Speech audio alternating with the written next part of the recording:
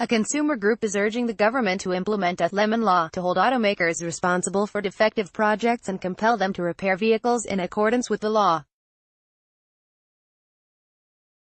The call to introduce this was made by the Penang Consumers Association, CAP, which said that doing so will provide vehicle buyers who end up with defective vehicles with an avenue for redress, the Malay Mail reports.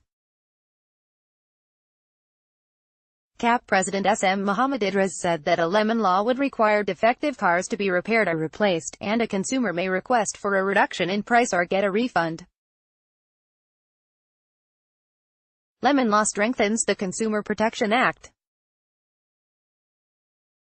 It should be introduced to provide consumers holding on to lemons, nice to see but sour to taste, an avenue of legal redress, he said via a statement.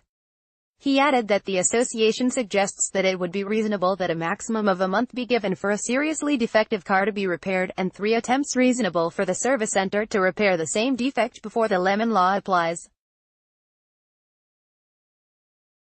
We need the lemon law to ensure that car manufacturers repair their defective products satisfactorily as required by law, he said, adding that the number of defective new cars that Malaysians are holding on with no avenue for legal redress is worrying.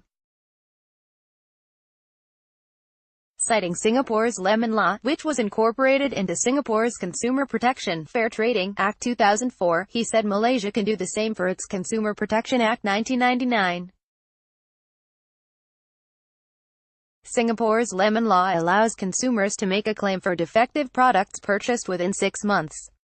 Sellers of defective product have to repair, replace, refund or reduce the price of the defective product, and the defective product must be repaired or replaced within a reasonable time.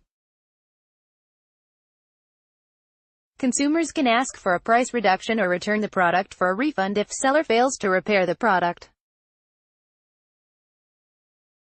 Such a call has been made in the past, but nothing came out of it.